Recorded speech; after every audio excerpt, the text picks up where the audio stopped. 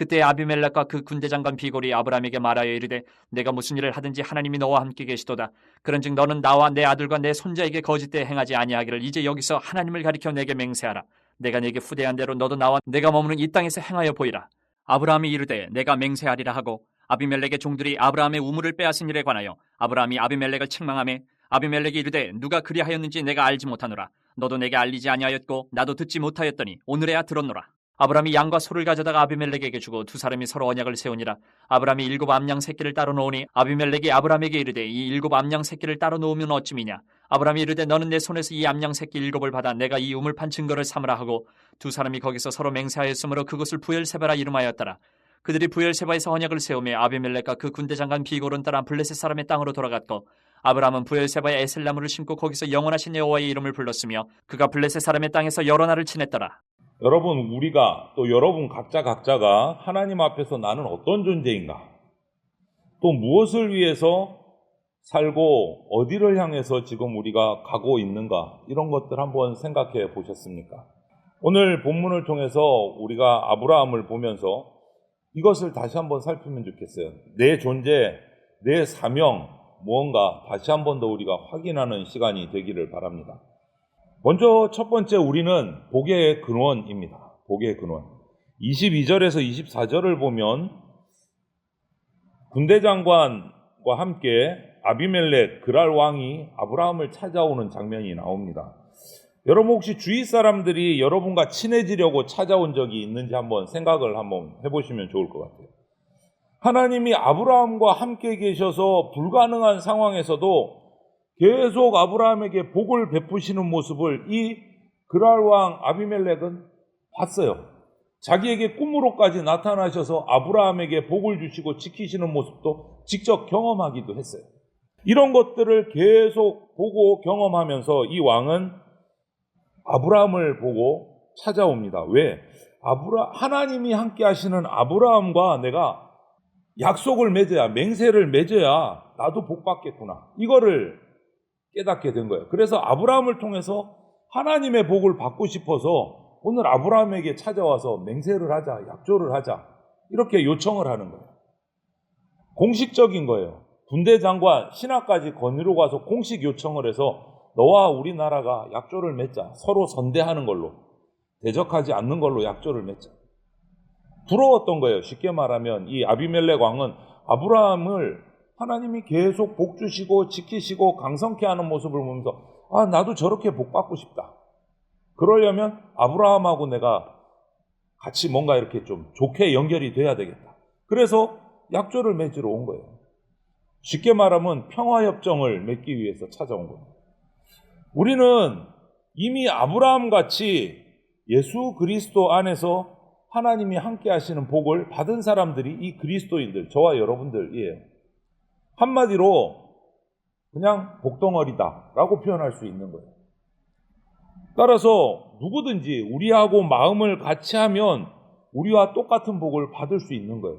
지금 아브라함과 아비멜렉의 관계와 다르지 않다라는 거예요. 이 말을 바꿔서 말하면 우리 마음에 계신 예수 그리스도를 믿고 누구든지 하나님 앞에 나오게 되면 우리하고 똑같은 하나님 나라의 복에 동참할 수 있다라는 거예요. 그렇다면 여기서 우리가 생각해 봐야 될 게 하나 있어요. 그러면 나를 통해서, 그리스도인 하나님의 자녀된 나를 통해서, 또 하나님의 자녀들이 모인 우리 교회를 통해서 하나님 나라의 복이 이 땅에 지금 흘러가고 있는가 생각해 봐야 돼요. 그리고 우리 교회를 보면서, 주님의 몸된 우리 교회를 보면서 사람들이 부러워하고 있는가 생각해 봐야 돼요. 하나님은 예수 그리스도와 교회인 우리를 한 몸 되게 하셨습니다. 그리고 그 주님을 만물의 왕으로 삼으시고 그 발 아래 모든 권세를 두시고 우리의 몸된 교회의 머리가 되게 해 주셨습니다. 그렇기 때문에 주님이 세상에 죽어가는 수많은 사람들을 우리 교회를 통해서 구원하기를 원하고 그들이 우리 교회를 통해서 복받기를 원하고 계신 거예요. 그래서 우리는 예수 그리스도의 이 십자가 복음, 이것을 전해야 되는 거예요. 그것이 복을 전하는 거니까. 그럴 때 우리가 하나님의 자녀로서 복의 통로의 역할을 다 하는 거예요. 아브라함이 복의 통로, 복의 근원이라고 하셨듯이 우리도 똑같은 겁니다. 그러므로 믿는 우리는 하나님과 함께 하심으로 세상에 있는 자들이 하나님께로 돌아오게 만드는 복의 근원이다라는 것을 우리가 잊지 말아요. 그게 우리 존재예요. 우리는 복의 근원입니다. 두 번째는 우리는 의를 행하는 사람들이에요. 의를 행하는 사람. 25절부터 32절을 보면 아브라함이 아비멜렉의 그 요청을 받고 서로 이제 선대하고 후대하기로 맹세를 하고 약조를 맺었습니다. 그런데 막 맺고 나서 아브라함이 아비멜렉에게 이야기를 하나 해요. 무슨 얘기를 하냐면 이 약조 맺기 이전에 아비멜렉의 종들이 아브라함이 판 우물을 강제로 빼앗아간 일이 있습니다. 이것을 쉽게 말하면 항의 책망을 했다라고 돼 있어요. 아브라함이 우리가 판 우물을 너희 사람들이 빼앗아가지 않았느냐, 이거 바로 잡아야 된다. 평화협정을 맺었으니까 이제 잘못된 것부터 바로 잡자, 이렇게 요청을 한 거예요. 쉽게 말하면 그 땅에 빌붙어 사는 한 족장이 그 땅의 왕에게 책망하는 참 이상한 일이 벌어진 거예요. 안 맞는 일이. 하나님은 의로 세상을, 공의와 정의로 세상을 다스리십니다. 그리고 당신의 백성, 우리를 그분의 백성으로 부르셨기 때문에 우리를 통해서 하나님의 공의와 정의가 세상에 드러나기를 원하고 계세요. 아브라함이 아비멜렉의 잘못을 깨닫게 한 것처럼 우리가 하나님의 의로운 삶을 살아감으로 인해서 세상 사람들이 우리 교회를 보고 우리 성도들을 보고 내가 잘못했구나, 이것을 깨닫도록 해야 된다. 깨닫도록 해야 된다. 우리는 이 세상의 기준입니다. 이게 믿어지십니까? 우리가 세상의 기준입니다. 하나님은 우리를 통해서 하나님의 공의와 정의가 이 땅에 세워지기를 원하세요. 그래서 베드로후서 1장 3절 말씀처럼 우리가 의를 행할 수 있도록 예수 그리스도 안에서 모든 능력을 주셨다고 했어요. 그냥 내가 의로워서 의로운 게 아니라 예수 그리스도 안에 있음으로 의를 행할 수 있게 해주신다고. 그러면 나는 지금 예수님의 빛을 발하고 있는가? 우리 교회는 공의와 정의를 행해서 살아가고 있는가? 아니면 세상의 어둠에 그냥 파묻혀서 그냥 흐지부지 가고 있는가? 우리가 또 우리를 반성해 봐야 됩니다. 여러분, 우리는 전에는 어둠이었지만 이제는 빛으로 부르심을 받은 의인이라 부름받은 자예요. 더 이상 우리는 어둠에 속할 수도 없고 어둠을 행할 수도 없는 사람들이에요. 그게 우리 존재예요. 우리는 빛이라 하셨어요. 하나님을 본받는 거룩한 사람으로 말과 행실에서 하나님의 백성다운 모습을 보여줘야 돼요. 그렇게 하려면 우리가 성령님을 따라 동행하는 삶을 살아야 그렇게 할 수 있습니다. 우리가 그렇게 살아갈 때 세상이 예수 그리스도를 보게 되는 겁니다. 우리가 빛과 소금으로 살아갈 때 우리를 보고 예수님을 보게 되는 거예요. 의를 행하는 자입니다. 복의 근원으로 우리는 의와 공의를 행하면서 살아가는 자예요. 그래서 이 세상을 우리의 삶을 통해서 책망할 수 있어야 돼요. 내가 하나님의 공의와 정의로 살아갈 때 세상은 우리를 통해서 책망받고 정신 차릴 수 있다. 그런 사명이 우리 가운데 있다. 의로 행해야 된다. 이 사명이 있다는 것을 잊지 마시기 바랍니다. 한 가지 더는 우리는 소망하며 살아가는 사람들입니다. 소망. 33절, 34절을 보면 아브라함은 그렇게 책망을 하고 우물을 빼앗아 갔으면 우물을 그냥 받으면 돼요. 그런데 아브라함은 그렇게 하지 않습니다.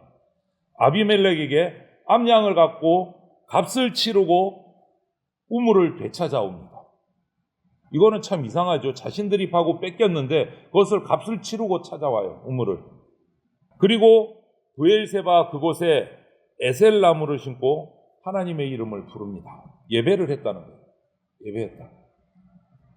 아직 하나님께서 가나안 땅을 주신다고 하지는 않으셨지만 확신하고 주실 것으로 믿고 그 하나님의 나라를 내게 주실 것으로 믿고 확신하고 고백하는 거예요. 저도 성지순례를 가서 브엘세바에 가서 그 판 우물을 봤지만 아주 깊이 판 우물이에요. 지금도 물이 있는 우물이고 그 땅이 아브라함 때는 아직 주어지지 않았어요. 하나님의 나라로 주어지지 않았어요, 아브라함이. 그런데 미리 감사하는 거예요. 받은 것으로 확신하고 감사하는 거예요. 소망을 확신한 거예요. 소망. 여러분, 우리도 하나님 나라를 받을 것으로 아브라함과 같이 똑같은 약속을 받은 사람입니다. 주님 재림하실 때 하나님 나라가 완성될 것을 믿는 거예요. 소망하는 겁니다. 그렇다면 우리는 우리에게 주어진 사명을 감당하면서 하나님 나라의 완성을 기대하면서 소망하면서 준비하는 삶을 살아야 됩니다.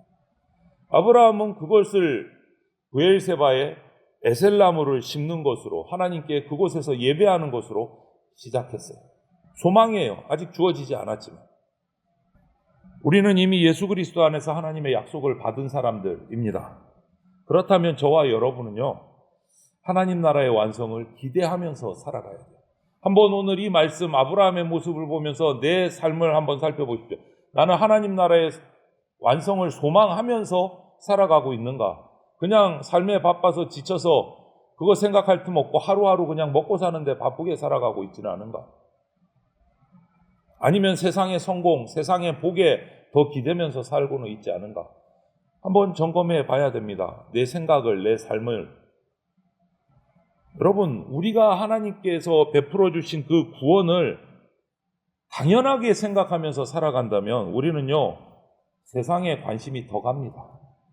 그런 생각이 들 때마다 우리는 다시 십자가로 돌아가 서야 됩니다. 죄인을 위해서 십자가에 피 흘리신 예수님 덕분에 내게 주어진 하나님 나라의 복이, 소망이 얼마나 큰 건지를 날마다 생각해야 돼요. 십자가에 돌아가서. 그 은혜를 잊지 않고 날마다 기억할 때 하나님이 나하고 함께 해주시는 것만으로도 얼마나 감사한지를 우리가 깨닫게 됩니다. 그리고 하나님과 함께 할 때 내게 주어지는 하나님 나라의 소망을 품고 살아갈 수 있게 됩니다.